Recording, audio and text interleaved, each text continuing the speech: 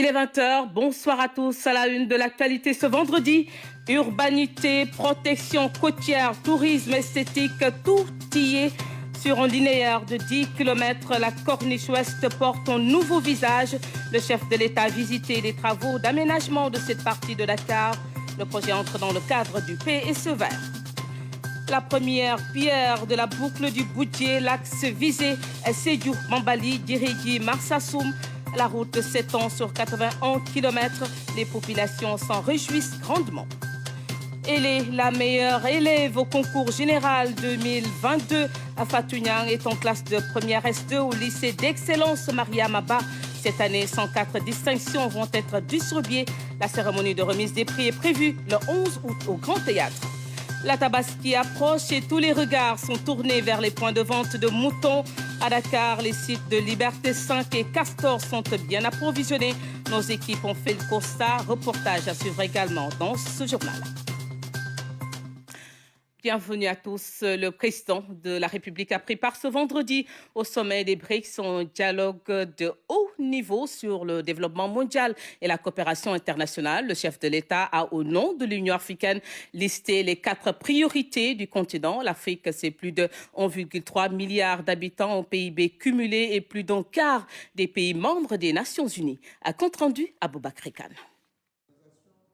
La gouvernance mondiale et l'architecture économique font aujourd'hui face à de nouveaux défis. Ce dialogue de haut niveau sur le développement mondial et la coopération internationale, à l'initiative des BRICS, se veut un cadre de partenariat avec les marchés émergents et les pays en développement. L'objectif étant de bâtir une alliance stratégique pour un développement solidaire, équilibré et plus inclusif. La mise en œuvre du programme de développement durable à l'horizon 2030 des Nations Unies rencontre des obstacles. Le fossé entre le Nord et le Sud continue de se creuser. La sécurité alimentaire et énergétique est en crise. Nous devrions renforcer la coopération en matière de développement au sein des pays des BRICS et entre les partenaires des BRICS. Nous devons saisir les opportunités pour accroître les investissements, créer un bon climat d'affaires. Nous pourrions également travailler avec l'ASEAN, l'Union africaine. Dans ce contexte mondial difficile, l'Afrique apprécie cet esprit d'ouverture et d'inclusion des BRICS. Le continent met l'accent sur 4 priorités. Elles sont notamment relatives à un ordre mondial paisible et à la réallocation des DTS. Nous souhaitons un environnement mondial apaisé afin d'éviter tout risque de dérapage qui pourrait mener l'humanité à une catastrophe majeure. C'est dans un contexte mondial de paix durable que nous pourrons mieux nous consacrer à la mise en œuvre de nos partenariats respectifs comme le FOCAC, entre autres exemples de partenariats. L'Afrique appelle à la réallocation partielle des droits de tirage spéciaux des pays riches en faveur des pays éligibles et à la mise en œuvre effective de l'initiative du G20 sur la suspension du service de la dette afin de soutenir nos efforts de résilience et de relance.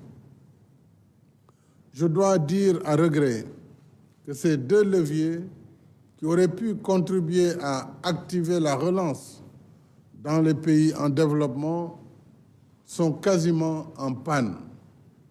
L'Afrique réitère également son soutien à l'accord de Paris sur le climat et sollicite les BRICS pour lutter contre l'injustice relative à la transition énergétique. Nous demandons une transition énergétique juste et équitable, tenant compte des besoins spécifiques de nos pays en matière d'industrialisation et d'accès universel à l'électricité. Nous sommes gravement préoccupés par la décision unilatérale de certains pays développés d'arrêter le financement à l'étranger des sources d'énergie fossiles, y compris le gaz, alors que certains d'entre eux continuent d'exploiter des sources beaucoup plus polluantes comme le charbon. L'Afrique sollicite le soutien des BRICS face à cette injustice climatique majeure contre le développement de nos pays et contre l'accès à l'électricité de plus de 600 millions d'Africains vivant encore dans l'obscurité. Autre priorité que l'Afrique partage avec les BRICS, la réforme de la gouvernance politique, économique et financière mondiale. C'est le sens de notre revendication pour 2 sièges permanents au Conseil de sécurité et 2 sièges non permanents additionnels. Dans le même esprit, nous souhaitons l'appui des BRICS pour la réforme du système de notation des pays par les agences d'évaluation. Un système dont l'iniquité a été récemment dénoncée dans le rapport sur le financement du développement humain par une 60aine d'institutions internationales, dont le Fonds monétaire international et la Banque mondiale.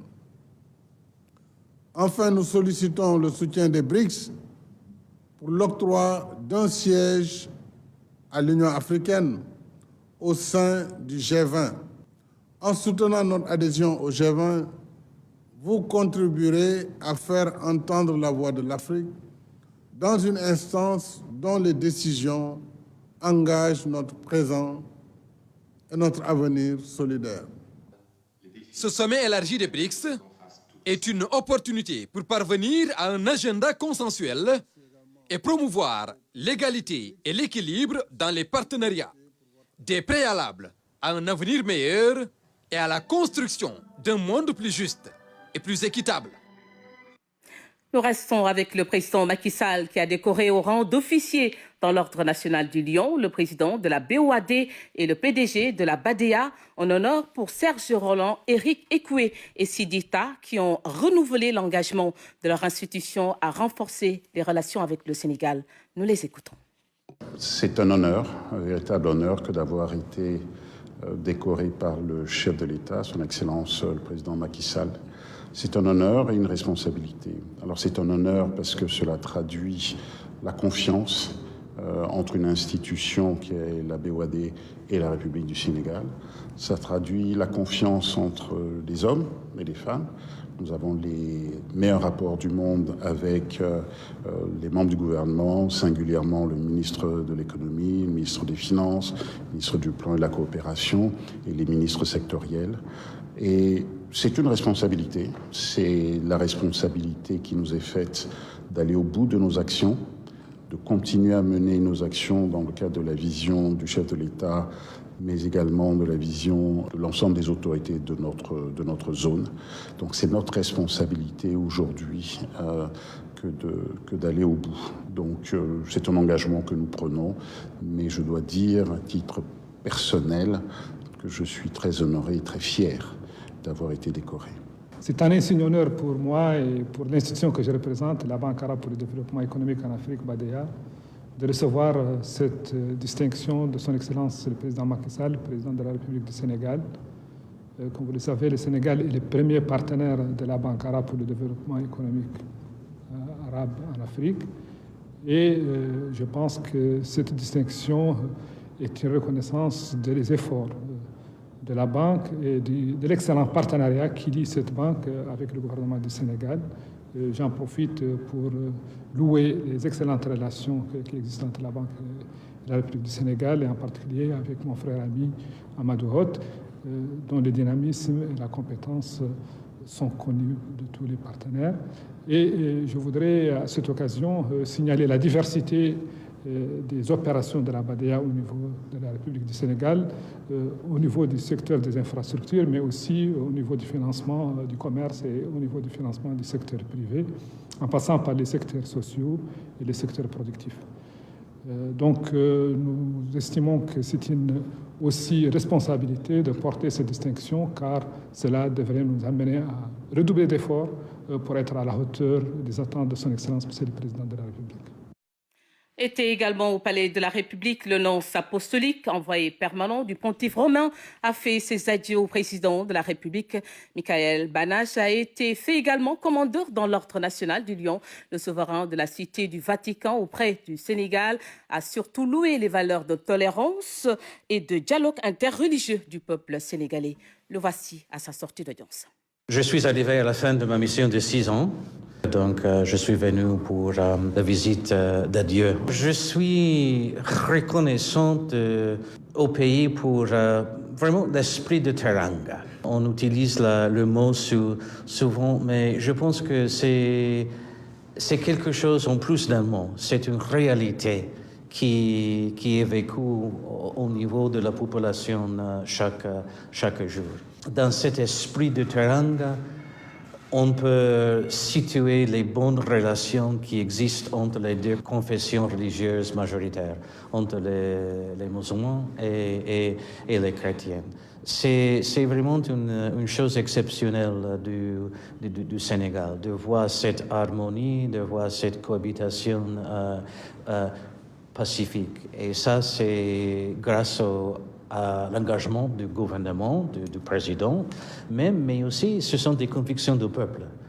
Et dans mes voyages, dans mes visites dans les différents diocèses, dans les petits villages ou les grandes villes, donc j'ai été toujours frappé par le fait que c'est le peuple même, la population même qui est convaincue de ces valeurs, de la tolérance, de l'acceptance. Et ça, c'est une chose que je porterai avec moi. Et dans ce cadre, je tiens à exprimer à Monsieur le Président de la République Macky Sall toute ma gratitude aussi pour la condecoration qu'il m'a fait ce matin. Pour être dans l'Ordre de Lion, c'est une grande chose. Mais une confirmation est aussi un défi pour travailler toujours de plus en plus pour assurer que ces bonnes relations, que ces relations pacifiques restent et que se vérifient toujours. Toujours dans son agenda, le président de la République a visité les travaux d'aménagement de la Corniche Ouest, un projet d'embellissement qui va complètement changer le visage de Dakar, conformément à la vision du chef de l'État, Oumar Nying. Vous avez dû constater le changement si vous passez souvent devant la Corniche. Ce jeudi, le président de la République, Macky Sall, est venu constater l'état d'avancement des travaux d'aménagement qui constituent un de ces projets d'envergure. Il s'agit pour vous de sauver Dakar des aléas climatiques et de la rendre aux Dakarois. Vous l'avez voulu unique. Cette corniche ne doit ressembler à aucune autre corniche au monde et elle doit être l'une des plus belles corniches au monde. Elle doit être attractive avec une nouvelle identité. Cette volonté d'aménagement à la corniche répond aussi à une nécessité d'impulser une dynamique touristique, culturelle et économique. Ici, nous sommes dans la première phase du chantier. La séquence va du bloc des Madeleines jusqu'à la porte du millénaire. 500 mètres linéaires avec 4 composantes. Travaux maritimes, régénération de la plage, protection des falaises et aménagement paysager. Ça va? Vous allez bien? C'est pas loin,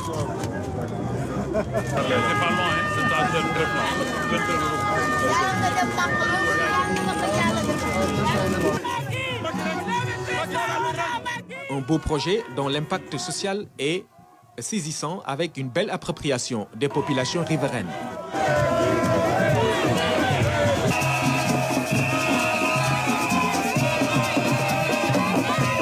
Nous avions des craintes au début par rapport au projet. Mais par la suite, les populations ont fini par se l'approprier et accepter le projet et même l'accompagner. Nous savons pertinemment qu'aujourd'hui, avec le défi climatique du monde entier, ce projet vient à son heure. Il y a un côté esthétique, c'est vrai, mais il y a un côté environnemental. Et c'est le plus important. Aujourd'hui, avec ces digues, il y a la protection qui est assurée, la plage qui est agrandie. En tant qu'utilisateurs, nous ne pouvons qu'être fiers de ça. Et nous félicitons celui qui a été à l'initiation de ce projet, à savoir M. le Président de la République. Ces travaux d'aménagement de la corniche entrent dans le cadre du PSE vert en vue de mieux-être des populations.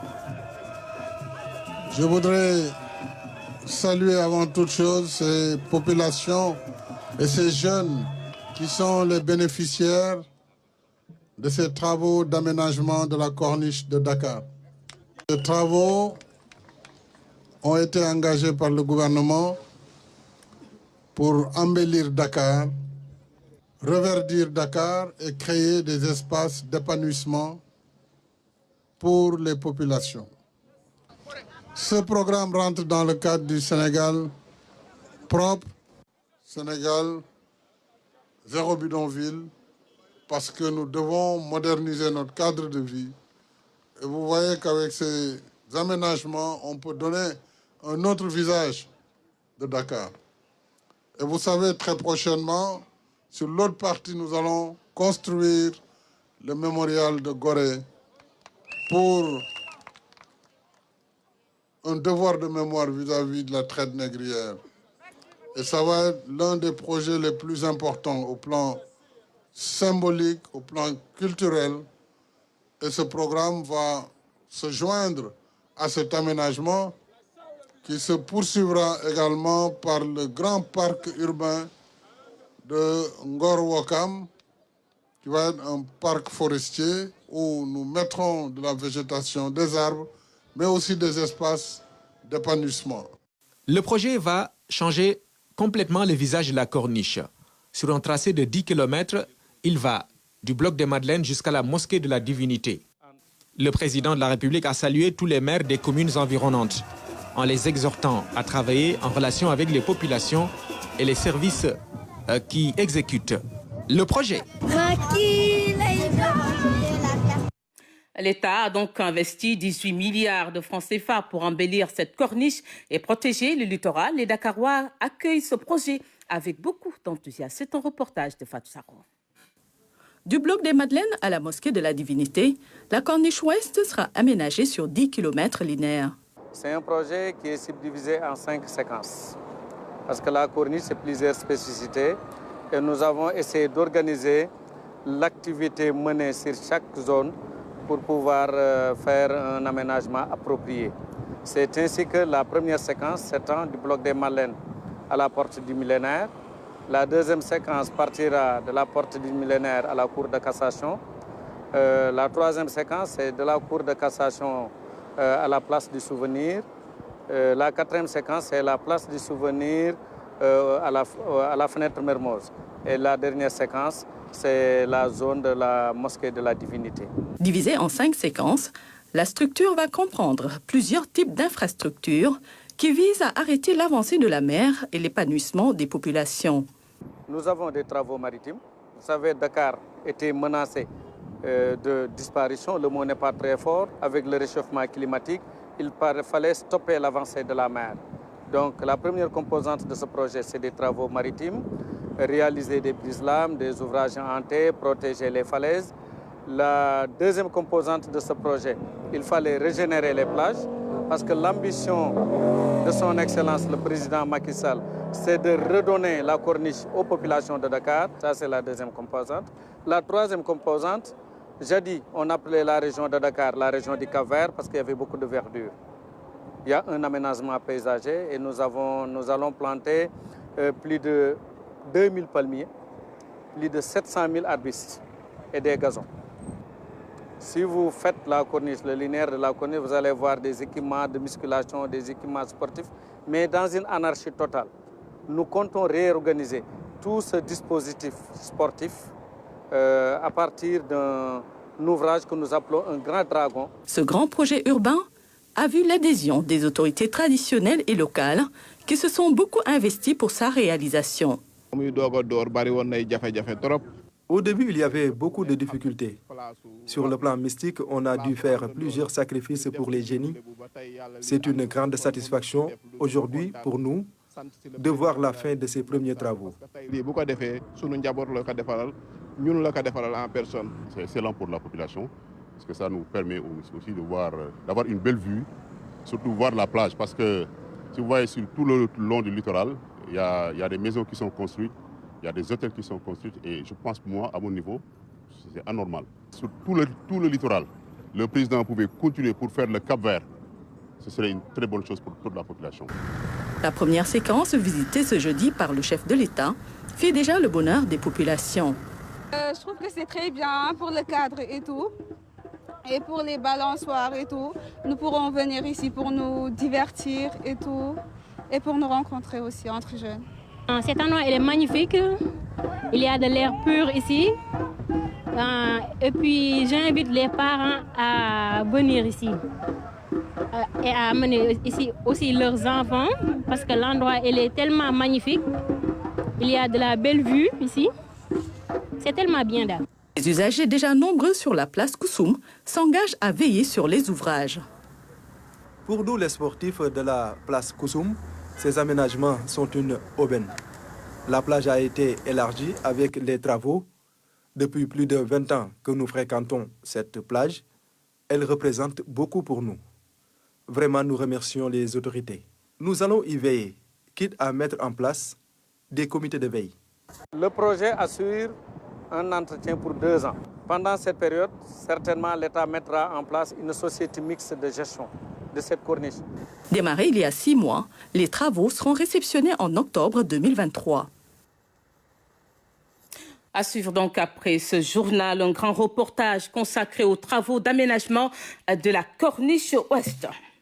Autre bonne nouvelle, le ministre des Infrastructures, des Transports terrestres et du désenclavement a procédé à la pose de la première pierre de la boucle du Boudié, section Sédhiou-Bambali-Dirédi-Marsassoum, en linéaire de 81 km qui fait partie du plan spécial de désenclavement PSD financé par l'État du Sénégal et le Royaume-Uni, un projet fortement apprécié par les populations de Sédhiou. À Sédhiou, nous retrouvons Abdelaziz Ban. Un acte symbolique à travers la pose de la première pierre de la boucle du Boudié, section Sédhiou, Bambali, Dirédi, Marsassoum. Le ministre des Infrastructures a lancé les travaux de cet axe, des travaux longtemps réclamés par les populations. Le bitume de la boucle du Boudié Sud, qui dessert 32 villages, est une vieille doléance des populations des communes du Diassé et du Boudié, en vue d'améliorer sensiblement leur mobilité qui jadis constitue véritablement le parcours combattant, surtout en période hivernale. Le bitumage de cette section de la boucle du Boudié va grandement participer à désenclaver cette partie sud du pays. L'équité territoriale tient tout son sens ici. Quand on parle d'équité territoriale, je pense que Sédhiou est le bel exemple de l'équité territoriale. Cette ville abandonnée à elle-même jusqu'en 2012 a eu son ressort grâce à l'événement du président Macky Sall que nous remercions ici. La réalisation de la boucle du Boudié aura un impact certain sur le plan socio-économique. Elle permettra une meilleure mobilité des personnes et des biens, la création de richesses et la prospérité.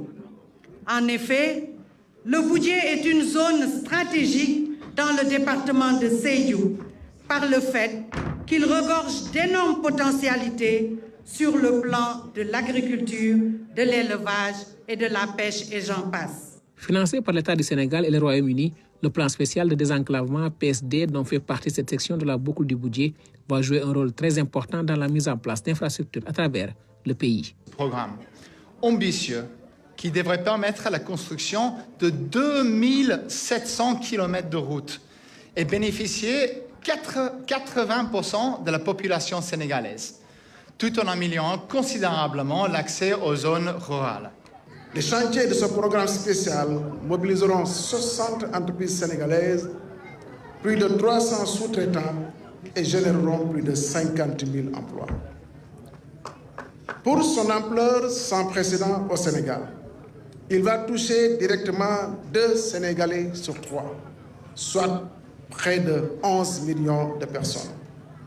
Ce nouveau programme qui couvrira toutes les régions du Sénégal et les zones à forte potentialité économique, financé à hauteur de 400 milliards de francs CFA par l'État, avec le concours de la Grande-Bretagne à travers l'UKIF et MFG Bank, permettra la réalisation de 2700 km de routes en milieu rural ou intercommunal, 150 km urbaines de voiries urbaines dans les grandes villes, 300 km de mise à niveau du réseau routier structurant qui supporte l'essentiel du trafic et des ouvrages d'âge.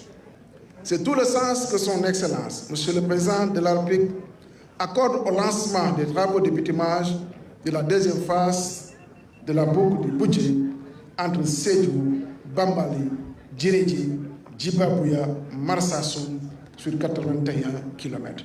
Cette cérémonie de pose de première pierre de la boucle du budget section Sédhiou, Bambali, Djirédji, Marsassoum a été marquée par ces remises de cadeaux au ministre et à la délégation de l'ambassade du Royaume-Uni. Le chanteur Djaliba Kouyaté a joué sa partition avec des sonorités qui ont permis de retracer les nombreuses réalisations de l'État du Sénégal dans le sud du pays. Ailleurs, pour signaler cette mission de supervision des travaux de construction des cases des tout-petits à Kaolack et Kaffrine, la directrice générale de l'agence était sur le terrain pour visiter les chantiers avec les partenaires en financement de la Banque mondiale à hauteur de 40 milliards de francs CFA pour une meilleure prise en charge des tout-petits. À Kaolack, nous retrouvons Claire Diop. Dans la délégation, la directrice générale de l'Agence nationale de la case des tout-petits, l'unité de gestion du PIPA-DHS, projet à investir dans les premières années de l'enfance, mais aussi le représentant de la Banque mondiale. La mission est de constater de visu l'état d'avancement des travaux de construction des cases des tout-petits à Kaolack et Kaffrine. Le nouveau modèle proposé est innovant et moderne pour une meilleure prise en charge des besoins spécifiques des tout-petits. Nous avons visité la case des tout-petits de Fass Barigo à Kaolack. Aujourd'hui, nous sommes à Kaffrine pour voir le niveau d'avancement des travaux à la case des tout-petits de Kaffrine. Et ça avance très bien. Donc, normalement, au mois d'octobre, la case sera fonctionnelle. Dans le projet, il est inclus un guide d'éducation religieuse pour mieux élargir l'offre. Avec l'appui de la Banque mondiale, un investissement global de 40 milliards de francs CFA est fait. L'objectif est de permettre l'accès équitable. Conformément aux instructions du chef de l'État, qui est de généraliser la prise en charge de la petite enfance, le PIPA-DHS est en train de construire, à travers le financement de la Banque mondiale, 66 cases de tout-petits un peu partout dans les 7 régions de projet. Et aujourd'hui, nous sommes sur le terrain pour voir véritablement l'état d'avancement de ces travaux-là. C'est un projet qui vient à son heure et qui est d'un apport capital pour l'Agence nationale de la case des tout-petits, de la petite enfance de la case des tout-petits, et qui nous renforce véritablement dans nos objectifs, à savoir le renforcement de l'accès, le renforcement de l'équité et de la gouvernance transparente. Les 7 régions bénéficiaires sont Kaolack, Kaffrine, Diourbel, Fatick, Kolda, Tamba et Matam. Le projet PIPA-DHS pose les orientations stratégiques d'une école de qualité. 150 classes préscolaires vont être construites. Il est aussi prévu la révision du curriculum. L'année dernière, cela nous a permis d'enrôler plus de 17 000 enfants dans la zone du projet PIPA-DHS avec les classes préscolaires à l'élémentaire. Ce qui fait que nous sommes le TPBS dans ces régions qui sont mal desservies au réseau préscolaire, qui était de 8% au démarrage du projet. L'année dernière, nous sommes allés vers 11% et l'objectif, c'est d'aller vers 18%. L'engagement des communautés devrait être déterminant dans la démarche. Auparavant, la délégation a effectué une visite de courtoisie auprès du gouverneur de Kaffrine pour échanger sur les tenants et aboutissants du projet. Dans la région, le constat est que le taux brut de préscolarisation est très faible. À ce niveau, un travail est fait pour son relèvement avec toutes les parties prenantes. Au niveau national, le taux de préscolarisation est estimé à 17%. L'ambition fixée par les autorités est d'atteindre 64,6% de taux de pénétration d'ici à 2035. Claire Diop, au même moment, le Conseil des ministres de l'UEMOA s'est tenu à Dakar ce vendredi. À l'ordre du jour, l'examen du projet de rapport semestriel et l'adoption de plusieurs décisions. La croissance dans la zone reste constante avec 6,1%. Plus de précisions avec Fatou Sarou. Pour sa deuxième session ordinaire de l'année, le Conseil des ministres de l'UEMOA s'est tenu à Dakar. La rencontre a lieu dans un contexte de reprise progressive des activités économiques et sociales au sein de l'Union. En effet, l'économie mondiale a renoué avec la croissance en 2021, après une contraction de 3,1% en 2020. La croissance du PIB mondial est ressortie à 6,1% en 2021.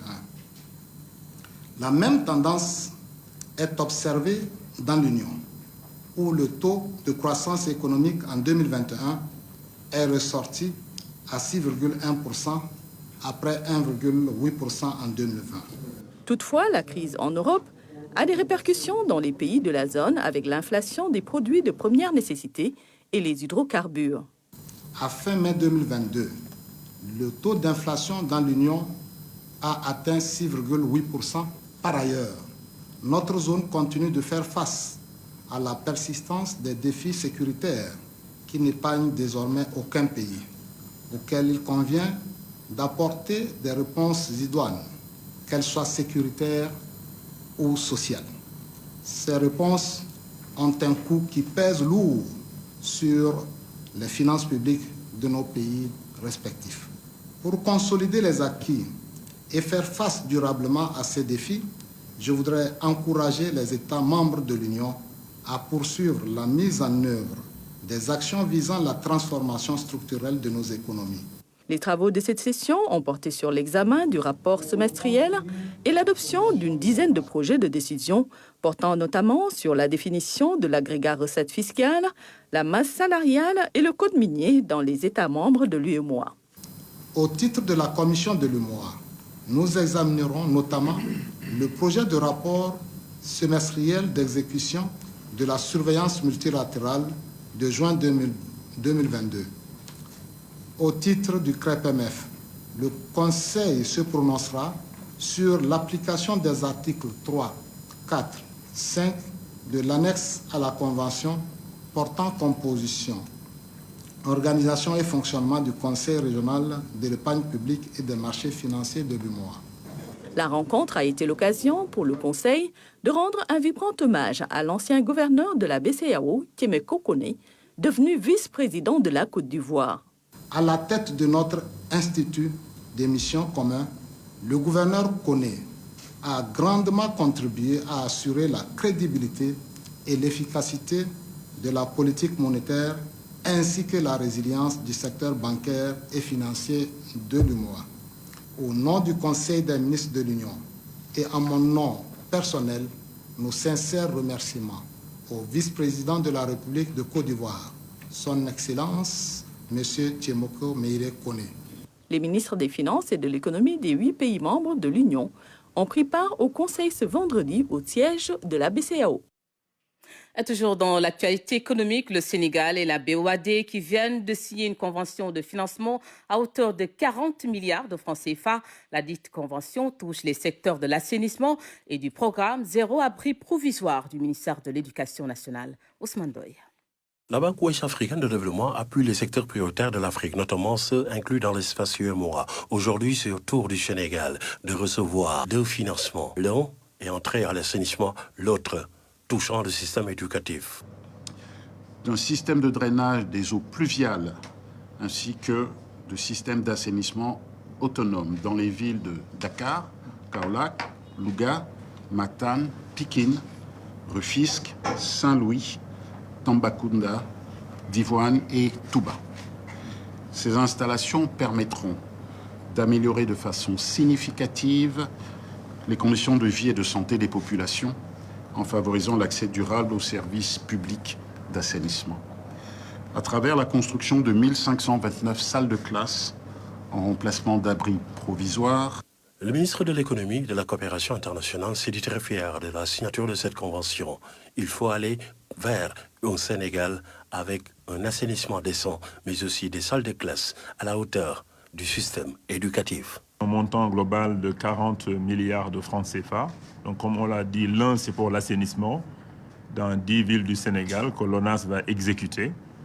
Et le deuxième projet, c'est donc dans le cadre du programme Sans-abri provisoire pour 1529 classes, donc dans 14 régions du Sénégal.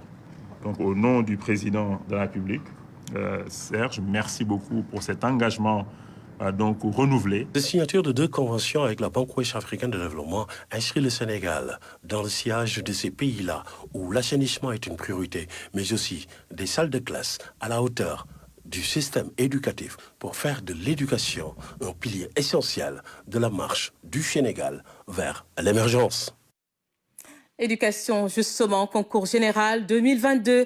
Fatounian, élève en classe de première S2 au lycée d'excellence Mariama Ba, est classé meilleur élève. Cette année, 104 distinctions seront réparties entre 95 lauréats. La cérémonie de remise des prix aura lieu le 11 août prochain au Grand Théâtre Doudou Ndiaye Coumba Rose sous la présidence du chef de l'État Macky Sall, Pape Kolingom. La cérémonie de récompense aux lauréats du concours général édition 2022 aura lieu le 11 août au Grand Théâtre Doudou Ndiaye Coumba Rose. En prélude à cette fête de l'excellence, le ministre de l'Éducation nationale a tenu ce point de presse pour décliner la liste des lauréats et le nombre de distinctions. Cette année, le nombre de candidats inscrits est de 2722 publics et privés contre 2132 en 2021. Soit 590 candidats de plus cette année. Au titre des distinctions, nous avons au total enregistré 104 distinctions, dont 53 prix et 51 accessibles. Cette année, les élèves des séries scientifiques Caracol et les filles reprennent leur place au soleil. Sur les 95 lauréats, 58 sont de la série S, soit 61,05%. Les meilleurs élèves de l'édition 2022 sont en classe de première Fatounian, série S2, le lycée d'excellence Mariama Ba, qui a obtenu un premier prix version latine et un deuxième accessible version grecque.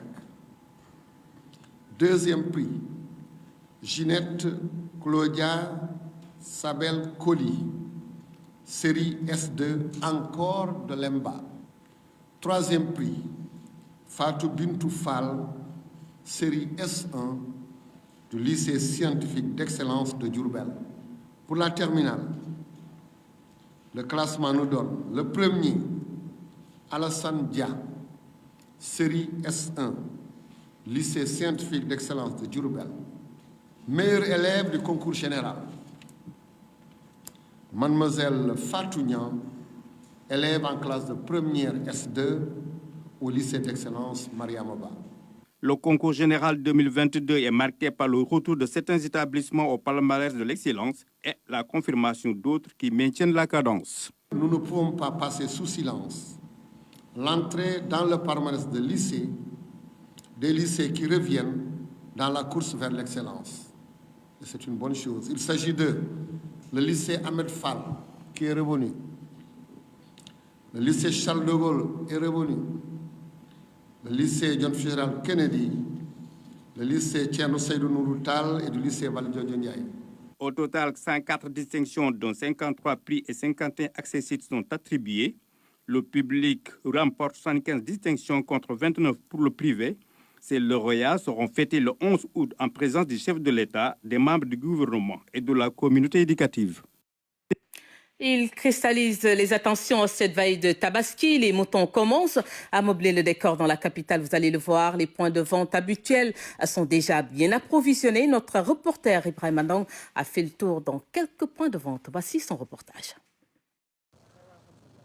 Il est fortement sollicité en cette période. Au bout du fil, les commandes passent. Et c'est avec une mine radieuse qu'elle répond au téléphone.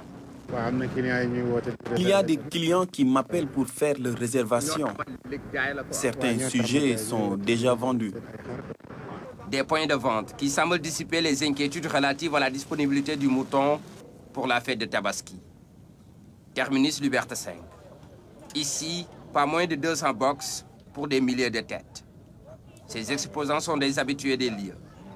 Dans ce box, une variété de races avec des prix différents. Il y a des types de Toubaber, il y a des Bali et des Ladoum. Ouais. Les prix? Les prix diffèrent entre 250 000 et 1 500 000. C'est les Ladoum qu'on vend à 1 500 000. Ouais. Maintenant, pour les Toubaber et les Bali, ça varie de 250 000 à 500 000. Le site est suffisamment approvisionné en moutons pour la fête de Tabaski. Même si les clients se font encore désirer, Fadel, lui, a déjà vendu quelques de ses sujets. Les clients commencent à venir, mais d'une manière timide. Même les moutons que vous voyez identifiés sont déjà vendus et les propriétaires attendent la veille pour les récupérer. Les prix varient entre 200 000 à 500 000 francs. Mais la cherté de l'aliment de bétail est décriée par les vendeurs de moutons. Une situation qui a un impact sur le prix. L'usine n'a pas augmenté ses prix, mais l'usine dit qu'en fait, nous ne disposons pas de matières premières. Et donc, du moment qu'il y a certains fournisseurs qui ont qui ont pu emmagasiner quelque part des produits, on peut vraiment impacter sur les prix parce qu'en fait, le prix auquel on l'a acheté est un peu cher. Donc, et ça, cela se comprend, c'est ce qui fait qu'en fait, qu'il y a une inflation au niveau général. Les prix ont considérablement augmenté. Les aliments de bétail se vendent maintenant jusqu'à 15 000 francs le sac, alors qu'ils coûtaient 9 000 ou 10 000 francs. Cette augmentation va forcément influer sur le prix du mouton. Le sujet le plus cher coûte 2 millions. 2 millions de francs CFA, c'est le prix le plus cher pour ces moutons de prestige. Pour leur entretien, Moustapha s'attache les services de 15 jeunes, une manière de mieux attirer la clientèle. À quelques jours de la Tabaski, les points de vente habituels ont déjà changé de décor. Autre activité, le curage de nuit. L'opération se déroule à Grand-Yoff, dans ce quartier populaire. Souvent, l'hivernage est une période de calvaire. Cette année, l'ONAS a anticipé dans le curage de la station et du bassin. Des camions et des tracteurs sont mobilisés des nuits durant pour des séances de curage jusqu'au petit matin pour parer à toute éventualité. Maman Moussagnan. En pleine nuit, une ambiance de jour aux abords de la station de pompage de Grand-Yoff. Sous la lumière des projecteurs, une pelle mécanique ronronne, racle et entasse du sable noirâtre sur le flanc droit de l'ouvrage. Ce bassin il reçoit beaucoup d'eau durant la saison des pluies, des eaux qui arrivent jusqu'à Ouest Foire, certains de Ouest Foire et de Nord Foire, de Ouest Foire et de Scat Urbam, gravitent vers parce que ici c'est la pente de ce lieu. C'est ici que tous ces eaux-là se gravitent. De l'autre côté est positionné un pop-plein à l'extérieur du bassin. À l'aide de sa grue, remonte le sable et d'autres objets avant de les déposer sur les bennes des camions qui se retirent à tour de rôle des abords de la station. On peut dire qu'ONAS travaille jour et nuit pour curer toutes ces stations durant cette OPH. Nous avons 2 pompes de 1500 m3 et 3 pompes de 900 m3, ce qui fait environ 5000 et quelques mètres cubes. En plein régime dans le curage des canalisations des stations de pompage et l'entretien des équipements. Un rythme d'exécution de travaux qui fonctionne selon un planning établi. L'Office national de l'assainissement a décidé de faire le curage en pleine nuit pour ne pas perturber la circulation normale. Pour que le débit qu'on enlève ici puisse être évacué rapidement. C'est pourquoi on a opté de travailler la nuit dans certains lieux de nos stations. Malgré l'heure tardive, les travaux de curage ont attiré l'attention de riverains. Des curieux notamment venus admirer les opérations et saluer la mise en activité de cette station de pompage. Avant, après la pluie, l'eau restait pendant longtemps.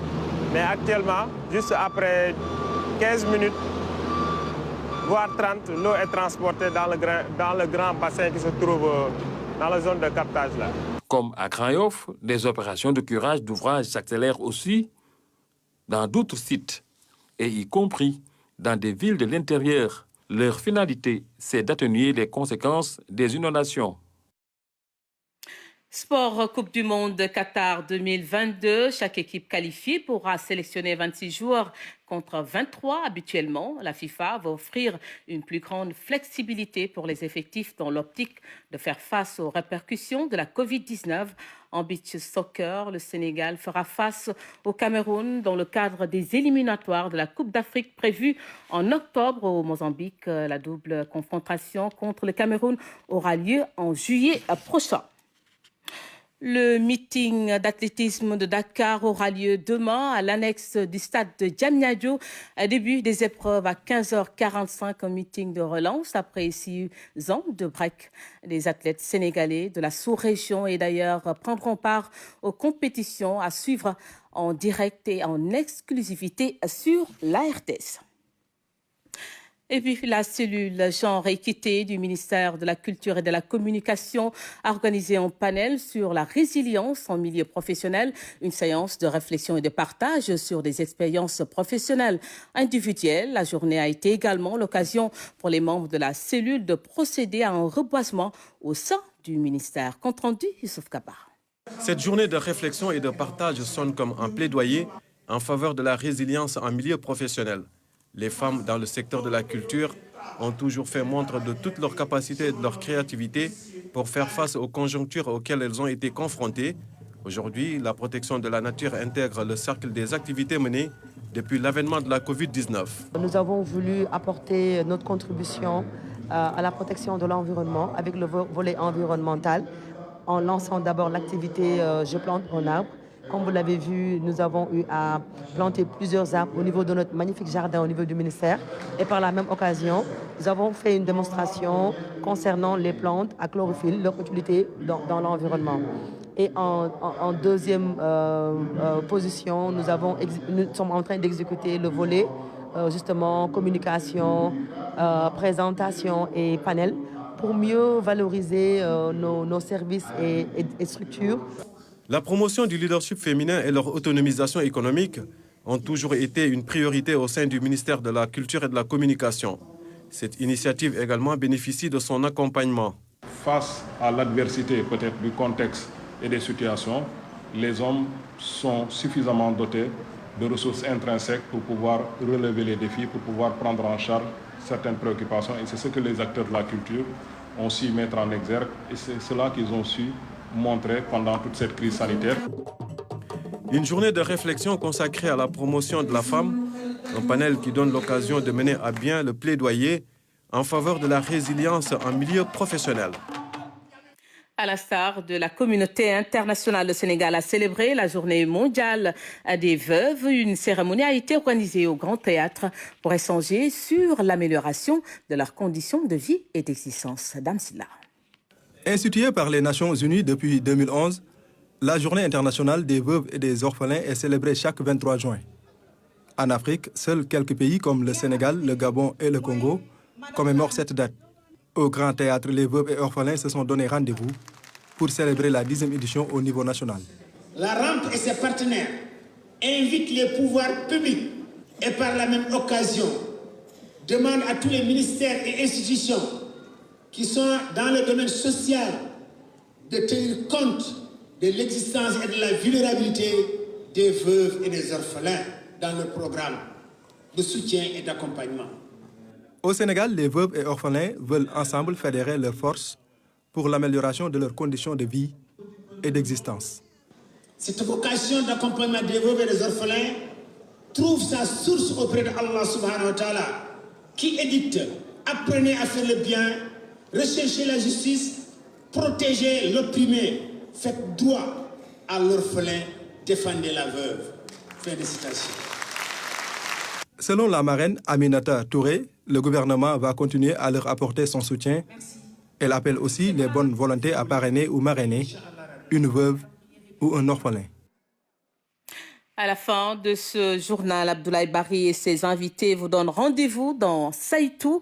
L'hivernage s'est installé sur presque tout le pays, comme l'avait annoncé il y a de cela quelques semaines la météo. La campagne agricole démarre cette année avec de fortes inquiétudes sur la disponibilité des engrais, une situation due à la guerre en Ukraine. Quels sont les enseignements tirés de cette crise devenue mondiale? Quelles sont les solutions imaginées par les pouvoirs publics pour accompagner les agriculteurs? Comment assurer notre indépendance en intrants agricoles?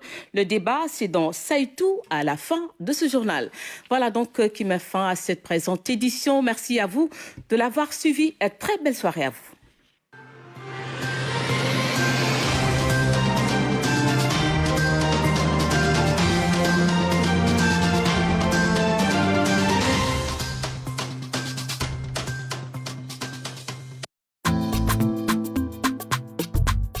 La Banque agricole, EBA, vous a offert le bulletin météo du jour. La Banque agricole, experte et ouverte.